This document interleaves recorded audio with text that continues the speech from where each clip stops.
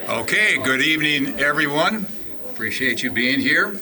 It is 5 o'clock on Monday, March 27th, 2023, and I am calling to order the Education Operations Committee meeting for the Wausau School District Board of Education. Item 2, I am seeking a motion to approve the minutes from February 27th, 2023. So moved. Second. All in favor? Aye. Opposed? Motion carries. Public comment. Do we have anybody that wishes to comment? We do not. Okay, I will skip over this. Item number 4. As the referendum-funded facility improvements continue to develop, construction and budget updates will routinely be presented. With that, I'll turn it over to Sir. Thank you. Nick Anderson, project manager from Nexus for our 4 projects that are currently active right now, is joining me again tonight. We'll start with giving Nick a few slides on how these projects are coming, and then I'll finish with a budget update. Go ahead, Nick. All right, well, I appreciate everyone's time. Hopefully we'll get used to seeing each other. Things overall are going pretty well. The weather for the most part was pretty good this winter. We had a couple setbacks here. I'll call it this spring, just a little anticipated with snow removal and that. But overall, things are going very well. We'll do a quick recap of the 4 projects that are currently under construction. If you got any questions, feel free to ask. So at Statine Elementary, where we have the 6 classroom addition there, we have all the CMU installed, and then the metal bar joists, metal roof deck, and all of the roofing insulation has been installed, in addition to the mechanical roof curb and the plumbing drain. So you can see on a couple of pictures up there that we're looking down at the roof. All insulation has been installed on the roof and the exterior of the building, and then the EBDM rubber roofing membrane itself is about 95% installed. And the reason that isn't 100% installed is we have to wait until we finish the exterior brick veneer, and then the final roofing system gets installed with the metal coping in that. Speaking of veneer, it's roughly 50% complete. And once again, these pictures are roughly a week old, just so we can get them in board books. So there's been progress from when these pictures were taken until today. Temporary enclosures, meaning that we've basically got all the windows and doors plywooded up, and we're going to start heating the inside of the space so interior work can start taking place, including getting the floor poured and then masonry walls built on top of that, including MEP rough-ins, and obviously eventually we'll get into room finishes, but that's a little ways out. Last week, with it being spring break, was a great opportunity for us on 3 of the sites to get in the existing buildings and do some of the work to tie in the MEP, mechanical, electrical, plumbing systems from the existing buildings into the new additions. So as of, well, I guess it would be Friday, the hydronics, plumbing, and electrical tie-ins are all complete from the existing building into the new addition. Statine wasn't difficult because it was planned for an addition in that place, but there was still some work that needed to be done. So when the time is right, we now have the MEP systems ready to go in the addition. So that's what's been going on at Statine, and you'll see that there'll be a familiar feel as we go through all of these. South Mountain, we've got 2 additions at South Mountain. The smaller of the addition is we refer to as Area B. Area B, the CMU masonry has all been installed. The bar joist and metal deck is installed, and the roof is going to start going on probably within 2 weeks. We're waiting on material delivery there. Area C, the larger addition, roughly 95% of the exterior masonry is complete. We did start setting bar joists. That is currently ongoing right now. And then moving into the existing building, I got a lot of work done there last week as well. Roughly 80% of the HVAC, electrical, and plumbing tie-ins have been complete. And then that's also a complete fire alarm upgrade at that school, and that's been ongoing. A lot of it happened last week. They're also working an evening shift there to pick away at that portion of the project. Moving to Riverview Elementary, which is the 2 classroom addition. It's being that it is smaller, it's a little bit farther ahead than the other 2 that we just looked at. Bar joist, roof deck has been installed. The roofing once again is 95% installed. We just need to finish the exterior perimeter. Once the exterior veneer is installed, and you can see kind of the one bigger picture there, you can see that the brick is ongoing. As of today, it's probably actually closer to 60% complete. They've got the east side completely done and about 2/3 of the way on the south side, and then they'll be wrapping over to the west side this week yet. The interior slabs have been poured there. You can see that one picture was a day that it was actually being poured. It's still green, wet concrete in there. As far as plumbing and electrical, we're roughly 95% done with the rough in the new addition. There isn't a lot of it in there, but it has been ongoing. And then the tie-in from the existing building is roughly 95% complete on plumbing and 80% complete on HVAC, and electrical will be starting here in the next couple of weeks. So review is going very well. And then moving on to the Environmental Learning Center. Last time we chatted, there was still some footing and foundation work to be done. That has all been completed now, and backfill of the entire building has been done. We're roughly up to grade everywhere. Once we get, there's enough room for the black dirt and any site finishes that'll take place. But if anybody goes out there, you can start getting a real feel of what that space is going to be like when we're done. We've got 50% of the exterior cold form steel wall is installed, so you can see that kind of the big picture on top there. So they're basically heavy duty metal studs that the interior walls will be built off of, and the exterior facades will be built off of.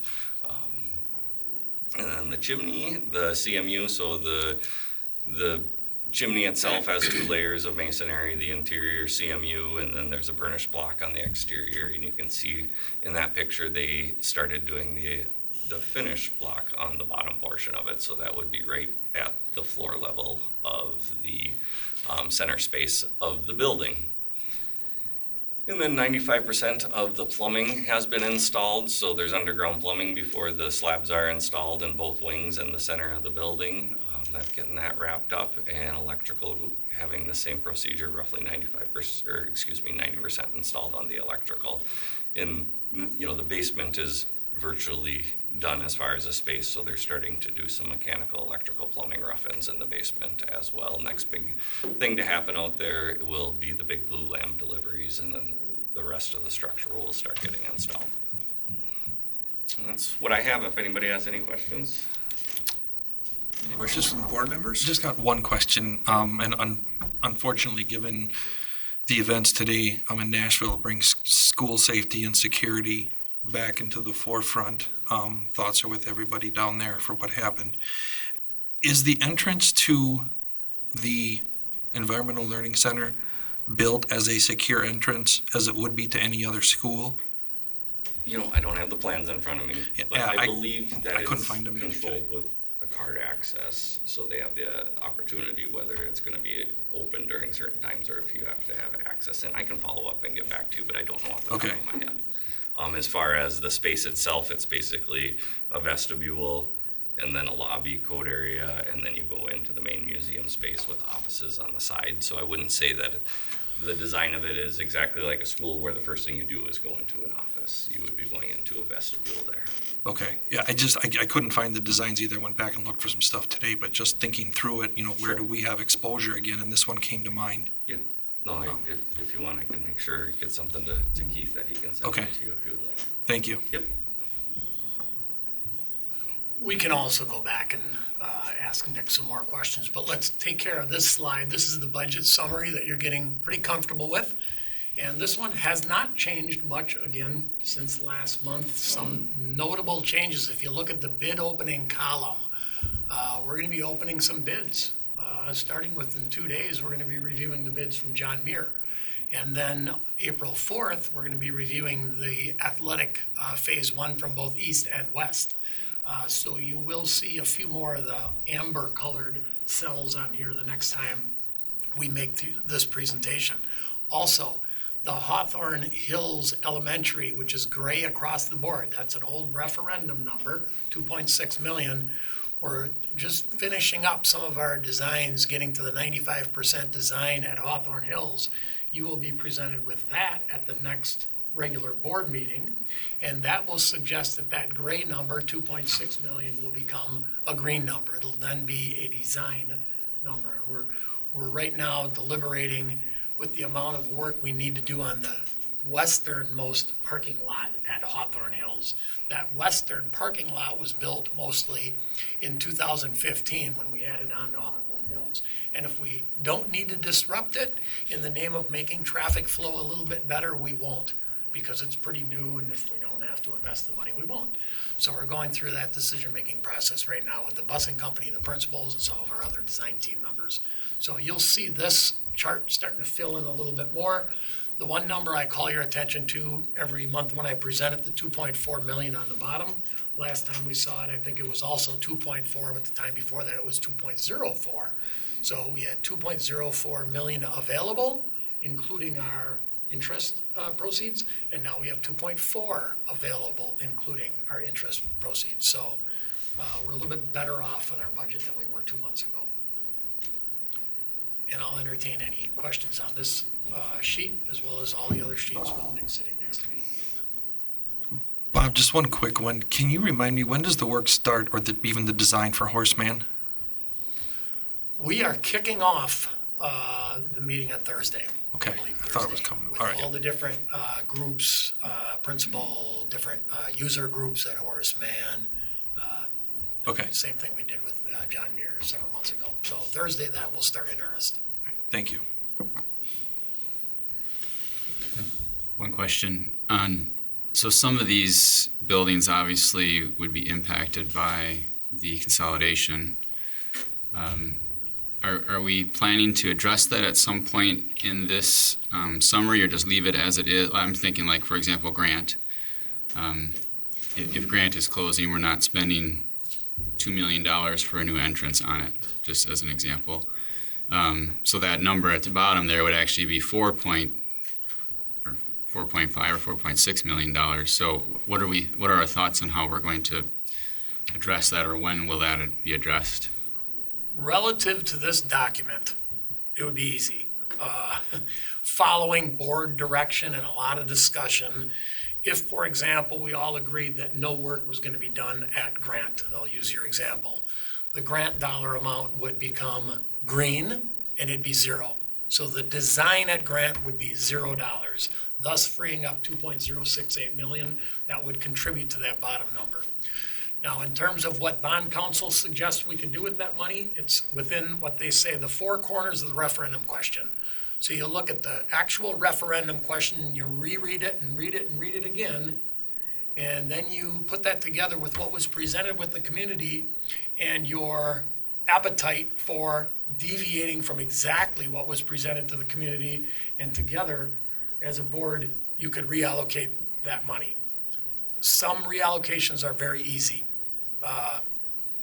Some of the furnishings in some of these buildings, we do have a district-wide component on top. We have construction that's happening in a lot of buildings and additions, and we could just make them better, so to speak, or spend more money on those additions. Other questions as a board would be tougher, right? The second and third floor at West that we had discussions about, actually, that's a tough decision, right? But we would hope we'd get direction from you as a board how to reapply that money that was freed up by not doing Grant, using the example that we used. From this document's perspective, it's easy. You just zero out and it shows up on the bottom. But the decision, there's much more to it than that. Well, and we know that district-wide number goes up and down depending on what we have left over. I mean, some of that are absolutely things that have to be done, they're priority, but a lot of it is also designed for, if we have money left over, these are things that they need to be done, and they're covered under that district-wide. So I would assume that's going to be sort of left as just something that goes up and down depending on how each of these projects falls. It's a little bit more explicitly spoken for than that. For lack of having the exact answers in front of me, let's say it's about half technology improvements to what's left of the district and half loose FF&E or furniture. Okay. For the district. So if you think about 8.6, about $4.3 million for district-wide technology improvements, not necessarily building specific, and the same thing for loose FF&E or furniture. The newly designed spaces have furniture expenses already carried in the budget, right? So we don't have to worry about the newly designed spaces unless, because of inflation, maybe some of them go over, we would have to steal from that district-wide. But let's just say about half and half district-wide technology, half district-wide furniture. And I think the number we were carrying is about replacement of about a third of the furniture district-wide. So the change would then, it would be more likely to be like, okay, here's a roof that really needs to be done. And so rather than falling in the district-wide, it might increase one of the other buildings' numbers if we added something to that building. That would be one good use. Okay. Or Parking lot, or I'm just thinking of the types of things that we know there need to be done, but we always, not always, but we tend to push them down the list. exactly, or if inflation starts to rear its head again, and we Right. get nervous about some of these bids coming in high. Remember, if they come in more than 10% over the design budget, we bring them back to you. And then if that design budget at 95% is high, then you have the chance to approve it or ask us to go back and redesign elements.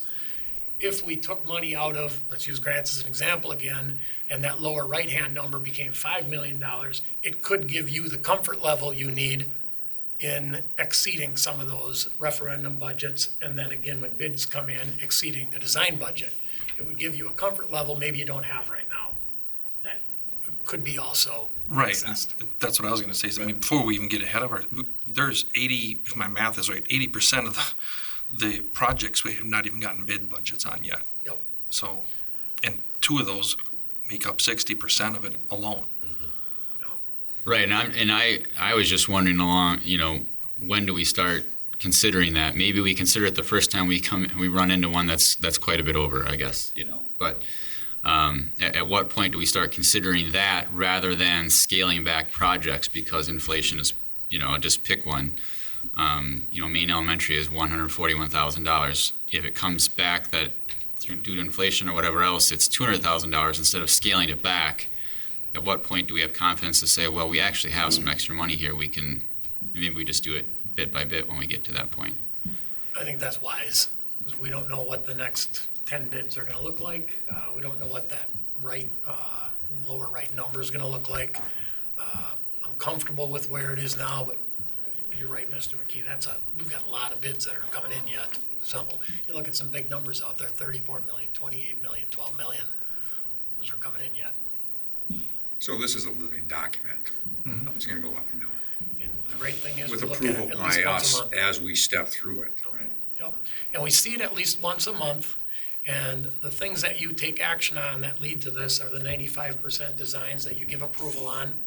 And then by way of the process that we outlined to start with, if things come in close to that design, you don't take action on it again. But if it comes in over 10% over, you would get a chance to take action on it again. So you get to take action on a lot of what creates this document and how it evolves.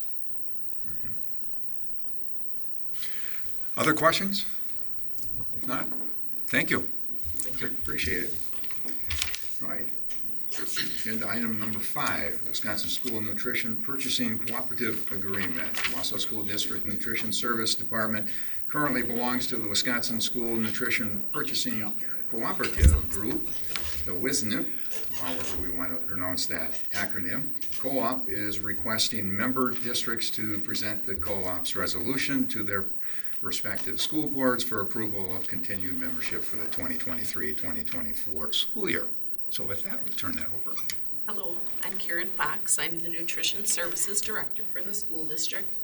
I show up once a year to ask permission, so I'm again seeking permission to continue membership with the Wisconsin School Nutrition Purchasing Cooperative. We save quite a few dollars in food rebates and food buy.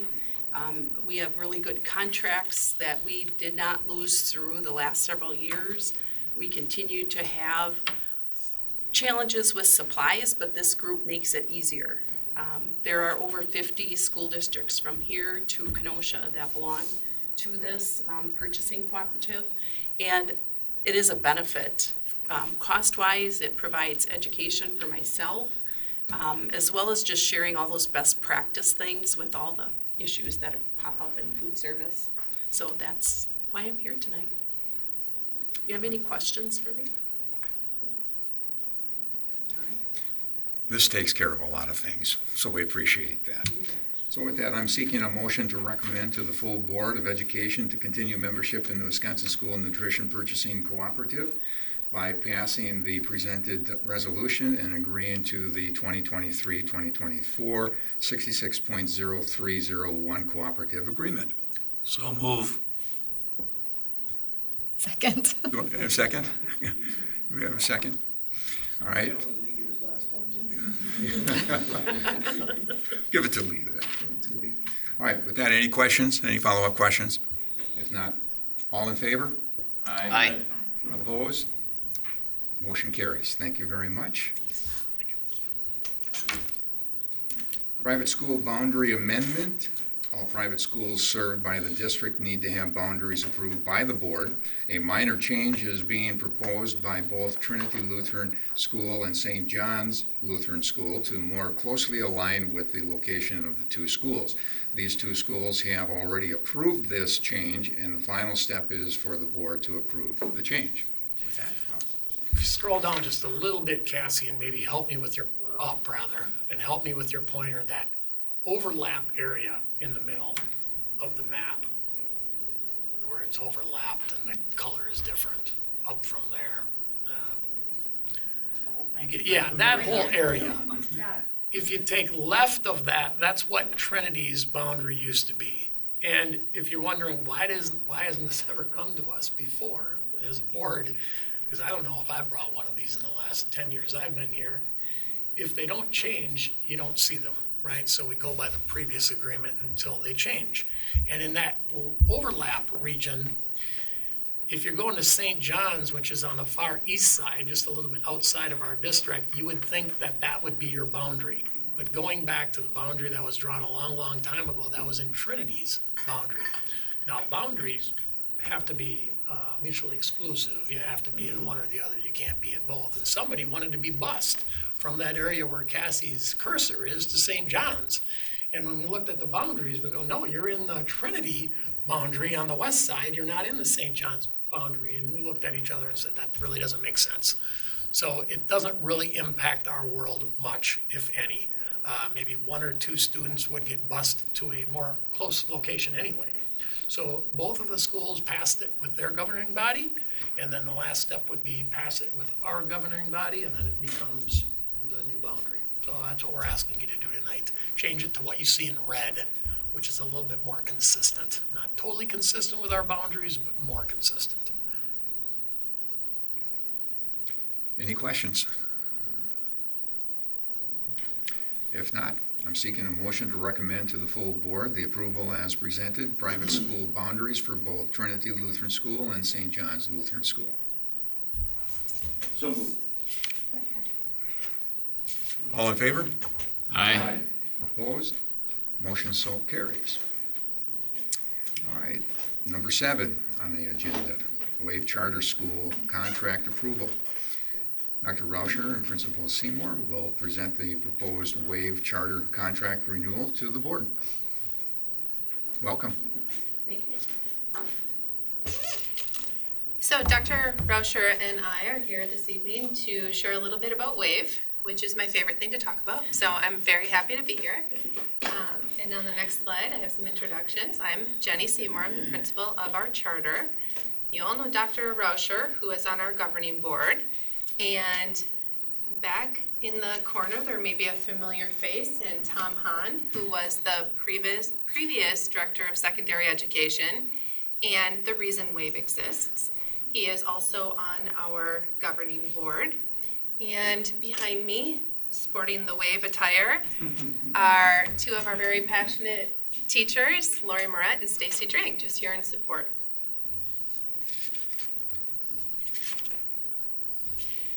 I wanted to give you a brief history, as some of you are new to the board since the onset of WAVE.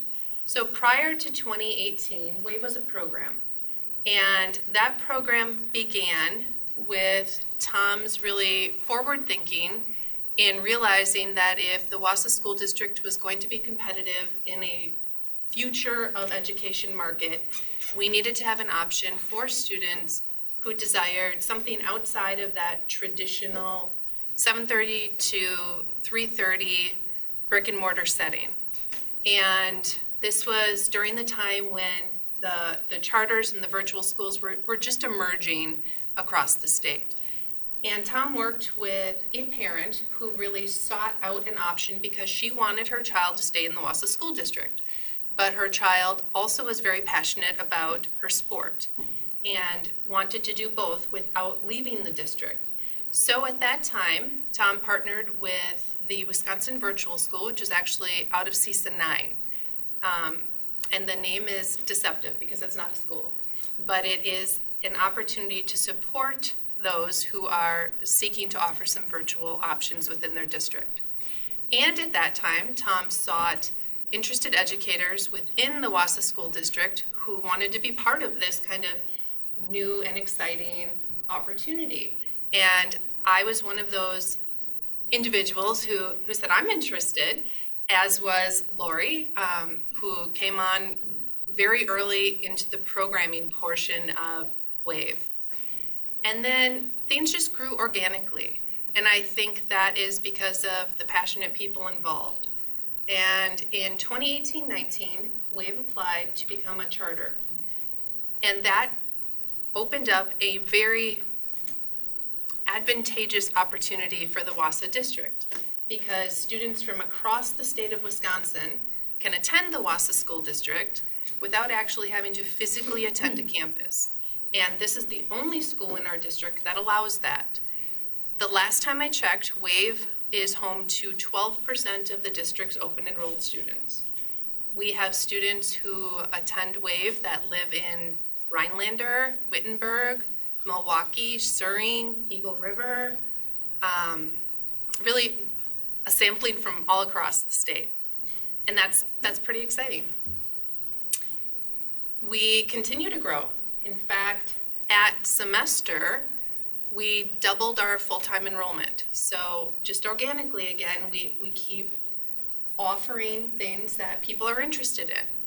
And to date, we have about 200 full-time students in K-12 and about 200 part-time students. The additional evolution of that includes adding full-time staff, which has helped us tremendously. And we are now here to ask for a renewal on our DPI charter contract. Those are good for 5 years. So time has flown by, 5 years is done. And the picture that is here as a reference is from our very first graduating class. And this is when Tom was still director of secondary ed here, and we hosted that right here in this room. And for contrast, on the next slide, is last year's graduating class. And that was hosted at the Wausau West Auditorium. And to contrast that again, moving forward, our ceremony this coming year is at the Wausau East Auditorium, and it will be double what was the 2022 class. So we continue to grow, and we're all very excited about that. I already talked briefly about who attends WAVE in mentioning people from across the state of Wisconsin. But to dig a little deeper into the student body, we have our K-12 programming, which is different than what we do in 6-12. And K-12 was added in 2018-19. The K-5 programming is really family-centered. It's an opportunity for families to have a direct involvement in their students and prioritize their day as they see fit based on their family and their needs. Our teachers are heavily involved. They're literally in their families' living rooms on a day-to-day basis, and they become very close and that family-centered feel. The elementary students also participate in more synchronous learning than our 6-12 students do, and they also have paper pencil work. The 6-12 students primarily focus on an asynchronous learning environment because we shift the learning to that agency of student. They come up with their schedule, they come up with their plan, they seek out their teachers when they need them, and that relationship is built on an inquiry-based learner agency model. We do have students from across the state, as I mentioned, and we have students with a wide array of skills. We have everybody, as a public school should. We have gifted and talented students. We have students who receive special education services. We have students with 504s. We have students who receive EL services. We have students who are passionate in their outside of school activities and can balance the standards that we would expect in a Wausau school with what they want to do personally and with their families. We have students who travel all over the world and still stay connected to their Wausau School District curriculum. We have athletes and kids who come to us because they have a lot of anxiety, kids who are disrupted, can't concentrate as well when there's a lot of activity in a classroom, so this allows them to have a learning environment that allows them to reach their goals. So if you were to take a microcosm of the Wausau West Commons during lunch mods, that's who's at Wave. It's a little bit of everyone for every reason.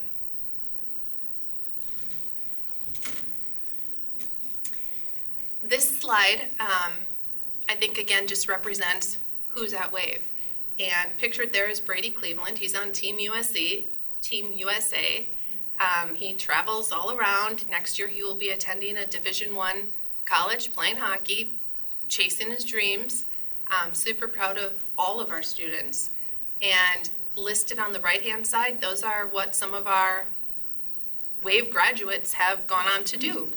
We have kids interested in everything. The young man who is interested in auto mechanics was able to have a side business while in high school fixing diesel engines. We have entrepreneurs. We have kids who are published authors now, those going on to medical school, horse trainers. One of our students now wants to be this coming graduating class, they always share their post-high school plans. She just told me she wants to be a farrier. So a little bit of everyone.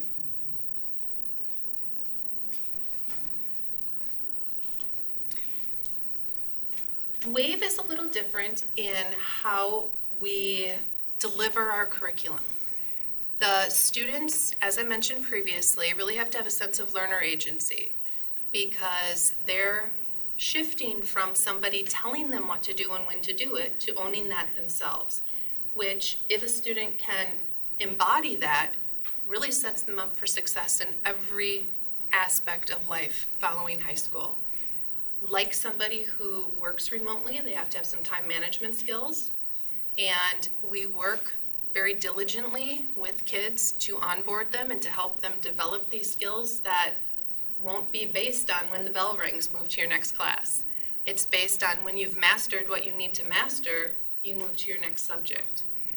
The communication changes because we aren't passing each other in the hallway necessarily. It is reaching out to your teacher on Google Chat, reaching out via email, connecting in our infrastructure in which we offer our classes. So communication shifts, and again, that requires students to kind of mature and come to that plate with a sense of here's what I need and here's how I get it. And really importantly is a growth mindset, because Wave isn't turn your work in and be done. It's turn your work in, get your feedback where all that teaching happens from all of our passionate staff, and look at that feedback, see what you need to do to keep learning and reach mastery, turn it back in again. And sometimes it might mean turn it in again and again. But that growth mindset is something that we really try and get our students to embody as well.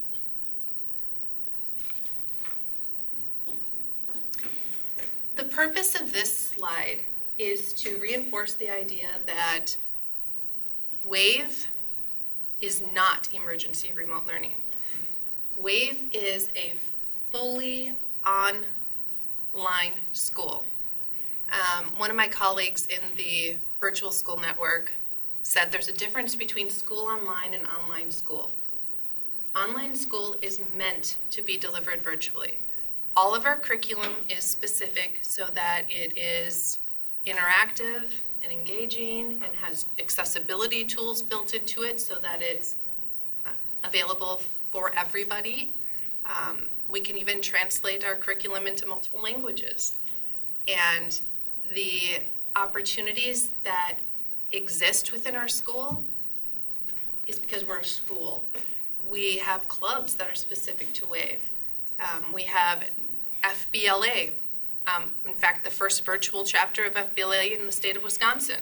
And one of our students, who you will see in just a moment in a video, is the student who really helped spearhead that with the advisor, Dawn Jameson. We have Quilting Club. You'll see if you go past the WAVE Learning Center on a Tuesday and it's Quilting Club Day, there's sewing machines all over there. Kids are making quilts and other things. We have a book club. Stacy is in charge of Leadership Club, so we really allow kids to come to the table and say, this is what we want our school to be. They started a yearbook club. Our elementary team has Foodie Friday, where kids meet on Friday and their parents get them their ingredients and they work with their teacher and they make healthy things, and then she builds in those real life skills of math and science and all the things that go into that. We have a ski and snowboard club for WAVE. But we also have the unique opportunity that our WAVE kids can do brick and mortar clubs and homecoming dances if they choose. Sports. So if a student who lives on the west side and attends WAVE can still do all the west brick and mortar activities. And take a class or two there if he or she chooses in a hybrid schedule. So if a child wants to do welding, which is a more hands-on class, you can do that. We have kids at John Muir who are taking band and orchestra because they want to stay involved in that kind of encore, but do their core academics at WAVE. We also offer hybrid schedules in the opposite direction. We have some brick and mortar kids who take a class or two at WAVE, giving them more flexibility because we have a very robust offering of classes, including a number of AP classes. The things that kids do outside of what we offer specifically, the freedom and flexibility they have in their schedule, allows them time for travel, for more youth apprenticeship kinds of things, for dual credit, just really allows kids to have that ownership of their learning, their time, and their schedule, and for their family to be a part of that. We really are proud of our relationship first experience at WAVE and the fact that we're a K-12 learning community.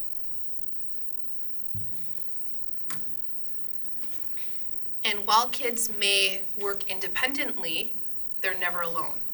There are a plethora of supports that are built in. One of them being teacher office hours. So all of our teachers have scheduled times where they meet with kids. They're open office hours, join, get help, do some collaboration with other peers. Our elementary programming has weekly planned time where teachers meet with students and families to set goals, to do assessments, to review, to do very personalized one-on-one teaching. Our in-person support on Tuesdays and Wednesdays. Our staff, who are full-time teachers at WAVE, host in-house learning opportunities where kids come as needed. They drop in. If they need a little more personalized face-to-face help or need to work with another peer on something or to join one of those clubs I mentioned previously, they pop in. Some stay all day, bring their lunch. Some people order pizza when it comes and I bring it in. But it's really a place, the room is set up to be kind of like an internet cafe, so to speak. So it's not that traditional learning center, but it offers that flexibility to stop in, have some social interaction if that's what those students desire, and also some personalized help. We also have a service that we partner with our operating partner, the Wisconsin eSchool Network, and they give us access to tutor.com, which is live tutoring for students any time of the day or night they want. So if they are a student who really functions well at 10 o'clock at night and their classroom teacher is not online at 10, but they really want in-the-moment help, they can log in and get that live tutoring within their WAVE classes. We allow kids to work at their own pace. So if you need a little more time to learn a subject and you don't have to feel like you're holding anybody back, and vice versa, if you need to move faster because you've mastered it, you can. I already mentioned the growth mindset and opportunities for retries, but I also need to give a quick shout out to our school counselor, Terry Souther, and our social worker, Ashley Karpinski, because they focus on that SEL aspect and any other needs our students may have. And this is the video that I mentioned. So we're gonna watch this quickly. Reggie Smith, who is our district Academy Award-winning videographer, put this together for us. Hi, I'm Jalen. I'm a senior at WAVE. I chose WAVE because I felt I was not getting what I needed at a traditional learning environment.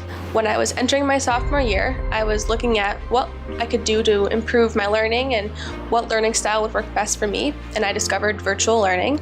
Through WAVE, I have flexibility with my classes. I can take much more classes than I could have at a traditional school. I have flexibility that I can work when I want to and when I learn best, as well as a catch up or work ahead when I want to. Through WAVE, even though it's a virtual school, our teachers are still very personalized and can get one-on-one with us if we need to, for help or for advice. And their feedback is wonderful to help me know what I can do best and what to improve on if I need to. With WAVE, when I'm meeting with students, it's usually very small groups or most of the time individually. I can take them where they're at and push them to the next place. Even though WAVE is a virtual school, we can still participate in clubs, social events, sports, pretty much anything that a traditional school can. I am president of our WAVE FBLA club, as well as participate in quilting club and the Wausau West mock trial team. Because of the flexibility in my schedule, I can come in once a week and work with elementary students to help them learn better because they're also virtual. I get to know them as learners really well, and I get to see that growth and get to see them blossom, and not even just as writers, but even in some of those soft skills. When I was growing up, I always thought I wanted to work in the medical field. However, I took a WAVE criminology course over summer and completely switched paths. I now want to work in forensic science. So through my junior and senior years, I've taken forensic science, criminal justice, psychology, courses that can help me cater more to that career path and get an introduction to that before I go off to college. They get much more independent with what they're doing in their education. They get better at time management. They get better at reaching out and communicating and being their own self-advocates when they have questions or struggles. WAVE has been such a great opportunity for me, not only for my learning style, but for more opportunities. I feel I've grown as a leader and been a better learner because of joining WAVE. And that is why WAVE is for me. And this is why WAVE is for me.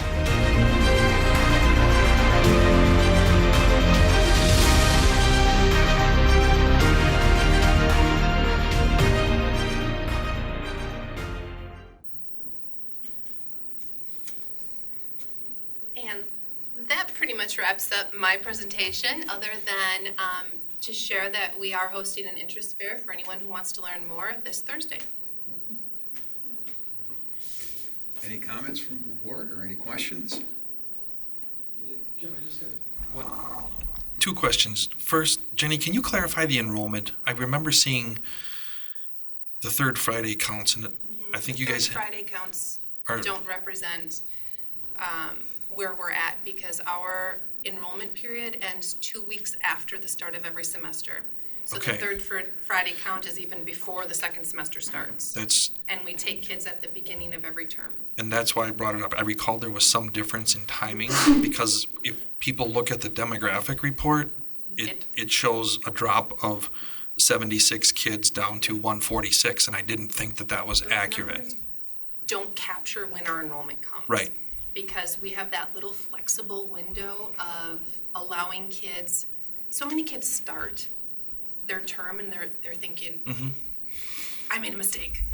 And then they hop in and it's just not captured and those times don't align with us. I wonder if it wouldn't be worth a footnote somewhere on there, because if you have parents, potential parents of students who are looking at this saying, oh, geez, how many students do they support? Seeing 146 versus seeing 250 or whatever you're up to now makes a big difference from a size and scale. That's a great idea.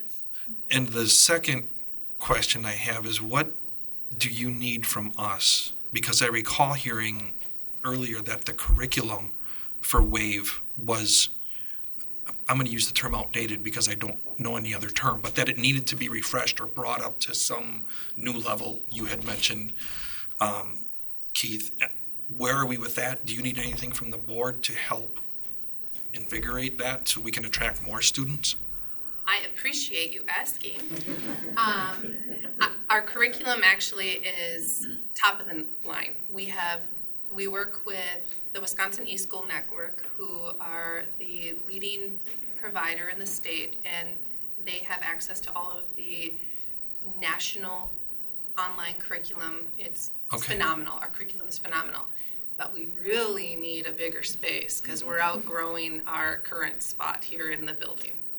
Seems to be a hot topic these days. If only we had a consolidation coming that was going to leave some space open for you. Slight sidebar, isn't that? All right, so then I must have misunderstood the comments about the curriculum needing to be. I think it was the elementary. There have been some comments, There have been some comments from some of the parents in the open enrollment survey that said there were some limitations on the elementary curriculum. I think it was. I know what you're referring to now. Yeah. For our elementary curriculum, I think one of the pieces that was mentioned is that parents would really like to be able to pick and choose. We just use one curriculum, and we have a staff who is very invested. Now they're experts in that curriculum. In time, I think we could bring on another one and give parents more choice, but to date, we're kind of limited. We also could use more full-time staff. Our staffing is all of the work and all of that growth and all that organic expansion that you've seen is because of the passionate full-time employees that we have. We also have a great group of adjunct teachers, but what they can give is different than what our full-time staff can give. It's interesting too when you talk about the opportunities that it provides kids. I mean, for example, Brady, is invited to the NHL draft this year, still being a Wausau West graduate. Right, graduate from Wausau. It's beyond impressive. So. Obviously, our students have embraced gradual release of responsibility to their curriculum that they choose and the opportunities. I think it kind of builds off of what we're talking about right here, giving the opportunity and the choice to do that, because the flexibility puts us in a position where we are now, I would say, knowing a lot about the virtual schools around the state of Wisconsin, we're kind of taking over. We're kind of bringing more people into central Wisconsin, which I think is a big plus that I don't think a lot of people understand with virtual learning. And so I would strongly encourage you to continue doing what you're doing.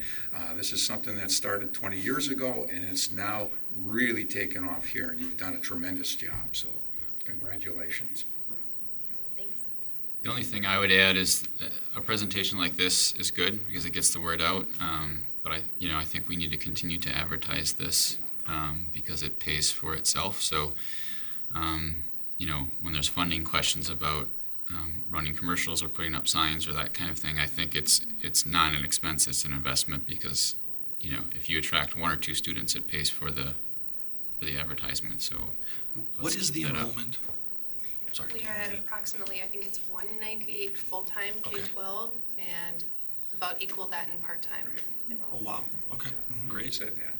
Yeah, well done.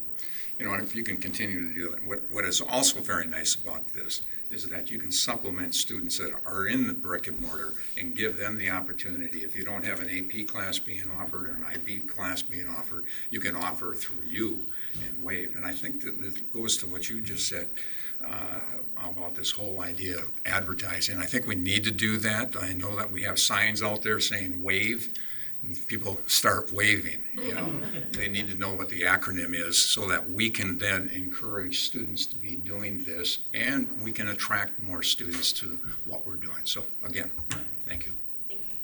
I had a question. I know you said you offer the different classes in different languages.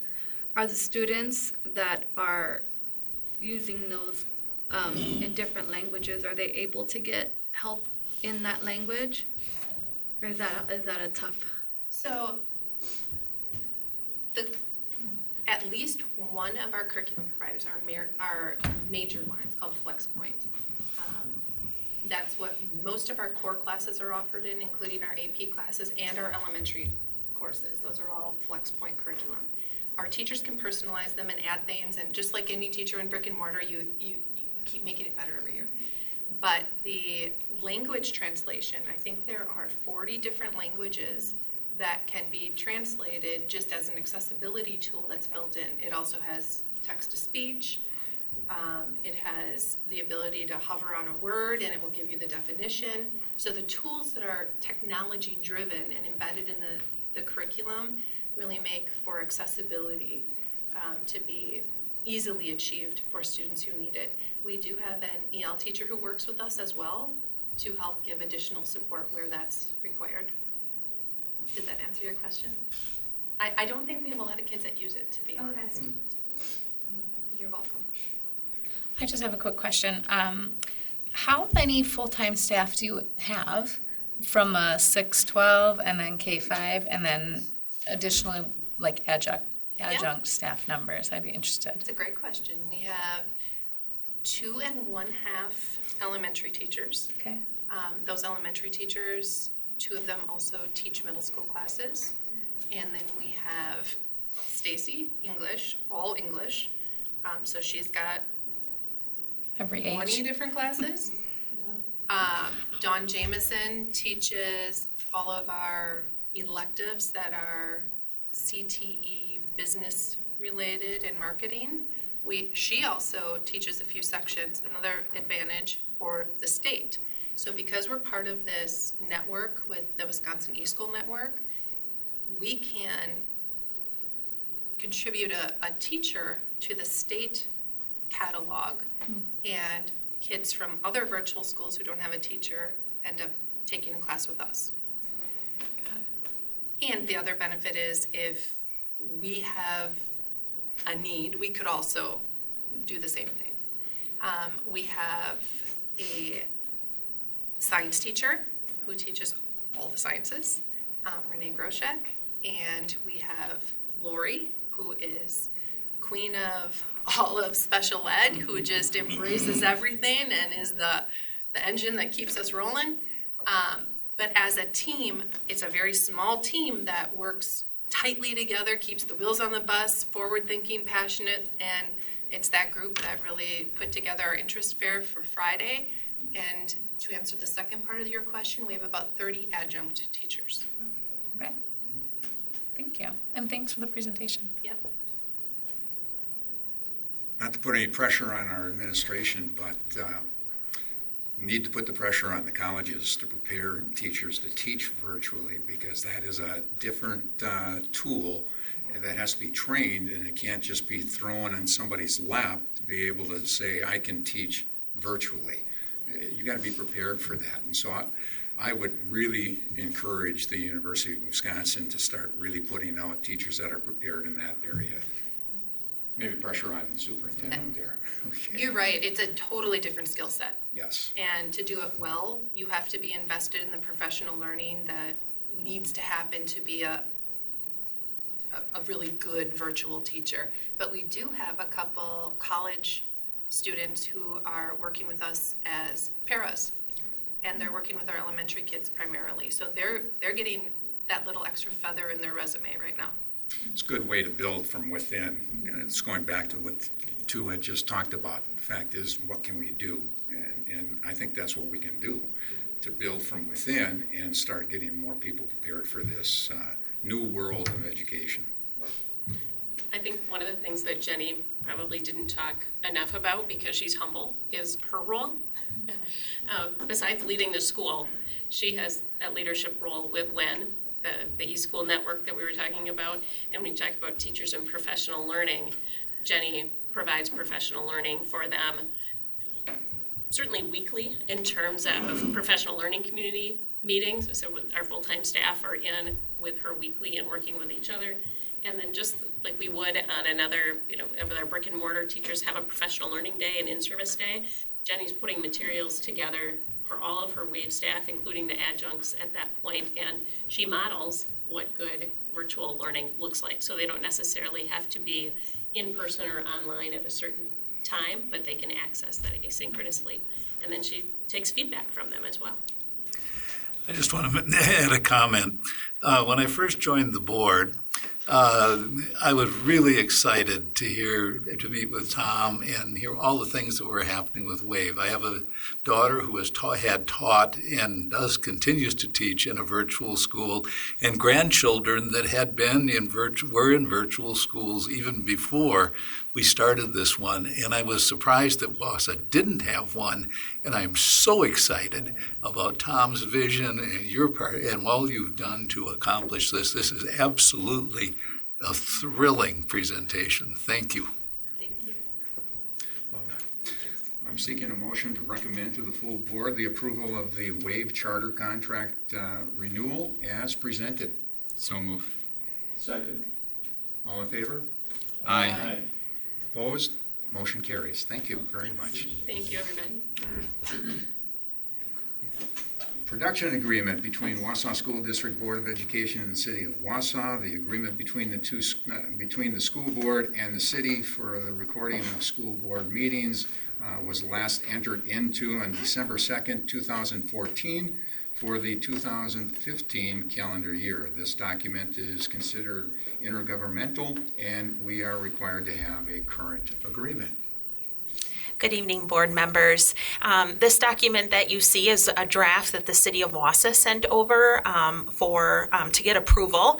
And as you know, the City of Wausau and Wausau Area Access Media provide us with an important service, and that's live streaming these board meetings. And then certainly they also step up and cover any community meetings that we have as well, be it referendum or restructuring. So as the city works on their final draft, we're just seeking approval from the board to continue our work with them and move forward with this contract. Well done. I'm seeking a motion to recommend to the full Board of Education the approval of the production agreement between the district and the City of Wausau. So moved. Second. All in favor? Aye. Opposed? Motion so carries. Thank you very much. Appreciate that. I'm seeking a motion to adjourn. So moved. All in favor? Aye. Opposed? Motion carries. Thank you very much.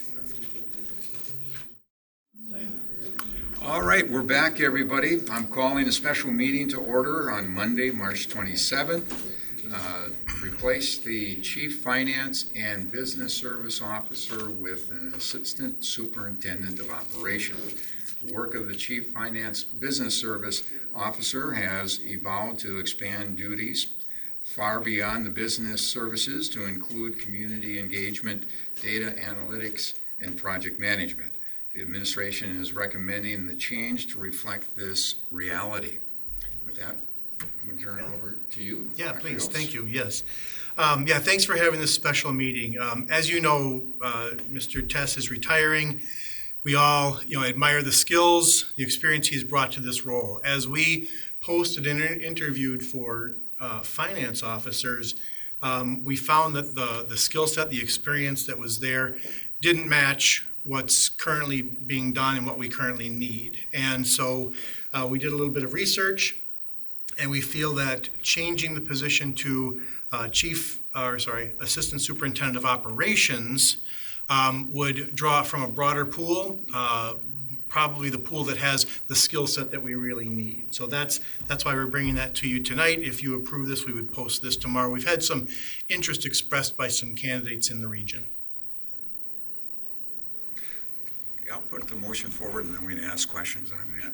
I'm seeking a motion to approve the job description for the Assistant Superintendent of Operations as presented. I'll second that. Okay, questions? So, just to clarify, so we put in posting out to replace Mr. Tess with his current duties, essentially, Chief Business and Finance Officer. Right. We didn't get, if I hear this correctly, we didn't get any candidates that possessed the right skill set and/or experience to fill that. So we're going to change the job description with the bullet items here and then recast the net, hoping that we get candidates that meet these skill sets. Correct, with also a different certification. This would not require the 08 business manager license. Could be a superintendent's license. And that's where we think we might get a broader pool. So I guess I'm concerned or confused if we didn't need or didn't want, I have to think how to ask this, that those skill sets and services during the first posting, why did we post it that way? If we really wanted this, why didn't we jump to this? We have these same requirements. We did not offer it, one, as an assistant superintendent, which is a very desirable position, and two, we thought we would get the skill sets, the experience we needed by seeking a chief finance officer. I don't know, okay. I'm just trying to process this in my head because it seems like we're altering the job description to go get somebody with skill sets that we think is out there rather than staying focused on the skill sets that we need for the district. These are the skills we need for the district. Okay, then back to my question, why didn't we go this route first? We posted it this way. It really just, one of the main changes was the licensure requirement. Moving from an 08 to, it could be an 08 still, but it would be an 01. And again, changing the title to the assistant soup also adds some attractiveness to the role. So the licensing change, what benefit do we get today from having the license that Mr. Tess has versus going to an 01? Benefit of an 08 versus an 01? Well, I guess I couldn't speak to that. I don't know. Do you know? Yeah. Yeah, sure.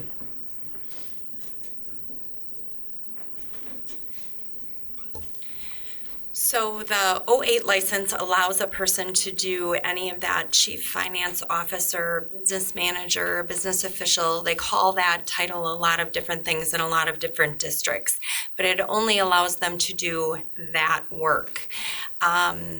What we found from the posting and the candidates that we received, just to clarify, we had one candidate that would have met the expectations. We offered that position and she turned us down and decided to stay where she's at because they did some adjustments for her there. The remaining candidates left did not possess what we need and what we currently have and what the job description really was looking for. And so by going to the assistant superintendent, you're going to get an 01 or an 08. So we might get somebody who's licensed as a business official. We also could get somebody who's licensed as a superintendent who, as a superintendent license, has the certification and allowability for them to do finance-related things as well as any other position in a district. Why is that beneficial? It will expand the candidate pool quite significantly because now we have opened it up to superintendents that may be at many small districts already doing the business function, as well as the curriculum function, as well as the superintendent function, as well as the HR function. They do a lot of different things. This position would be attractive because it would allow them to narrow up the scope of what they would focus on. Instead of being the jack of all trades, they could really zero in and become the master of one. And so that's really what this posting comes down to. Before we got to this position, we talked about this as a possible change. Once we realized we didn't have candidates that were going to meet our needs, I did some preliminary asking of some questions of some contacts that I have throughout the state, and I was assured very clearly that this will open up a significant amount of applicants because there are a lot more people with 08 licenses throughout the state than there are with 08s. So the 01 is the superintendent license is the reason why we believe we're going to get more candidates. They will have the requirements that we need. And we've got an amazing business services staff as a whole. So we're really looking for that person to lead and facilitate all of that work, just like Mr. Tuss does. So do we or do we not need somebody to perform those skills and tasks that you said fall under the 08 license?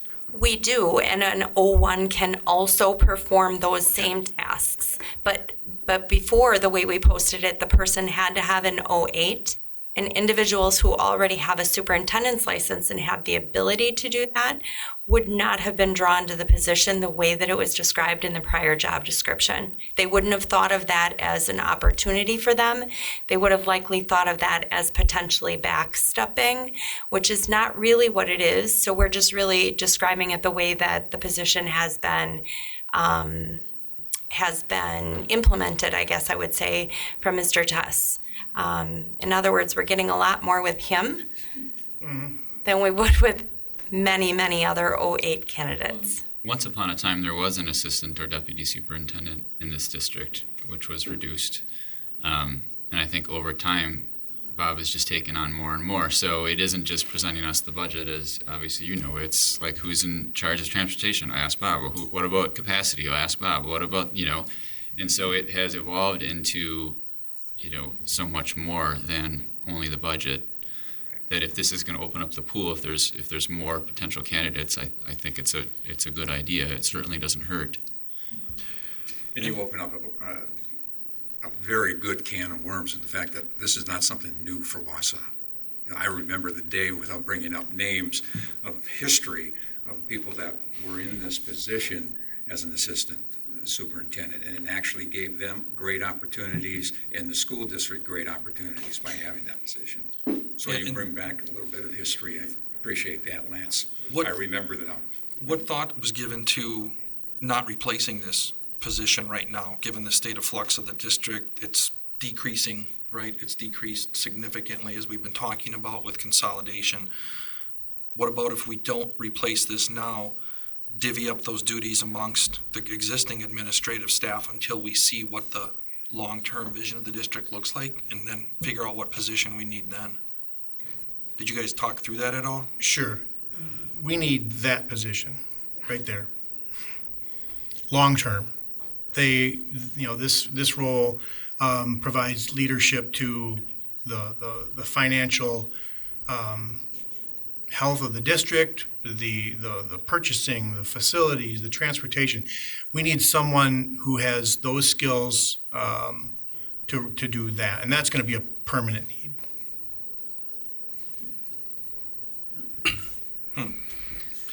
We're consistently asking other groups to do more with less. I think you've heard that tonight. We used to have an assistant soup who did a lot of this. That was 15 years ago, at least 15 years ago. And like I said, obviously the district has decreased in size since then. So at some point we have to, I think, start looking at administrative functions and figuring out how do we get more with less out of them too. Every time one leaves, it seems like our first go-to is just to automatically replace. I'm just curious if we have those conversations about splitting duties up and figuring out how could we get more efficient at the administrative level. Yep, and you'll recall that we tried to do that with the HR position a few years ago. Mm-hmm. We tried it that way. That didn't work, and we've learned the necessity of having a person in qualified, effective person in that role. How many people are on the finance staff currently? Sure. Yeah, would you? Sure.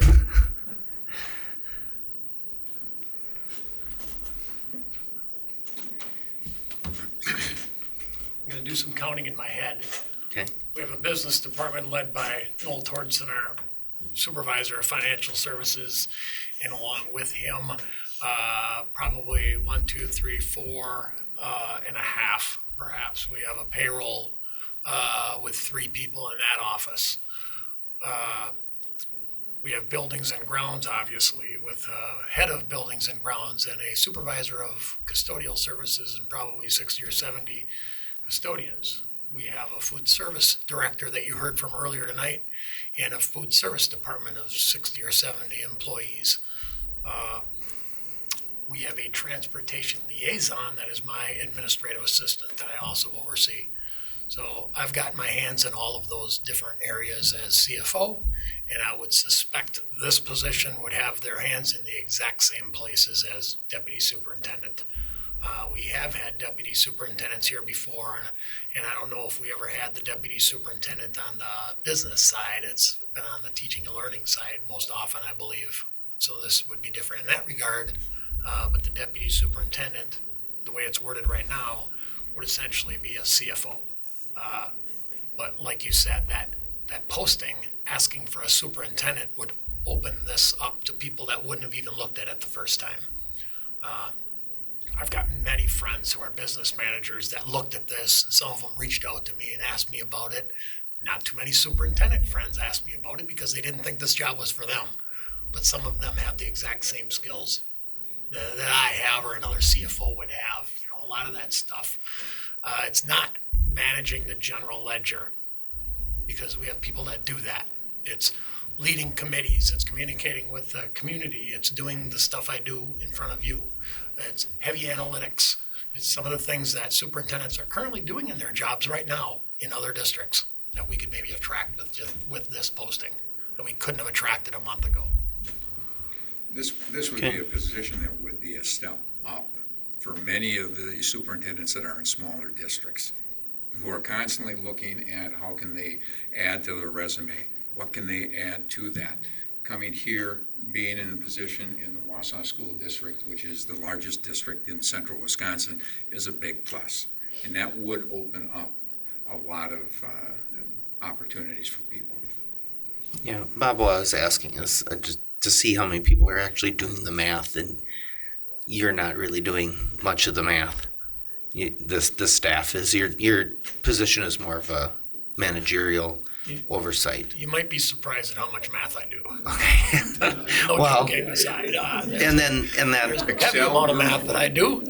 and that's kind of the side point that then whoever would be in this position is going to need to be able to do that as well, right? As I do. Yeah. No more or no less, but as I do.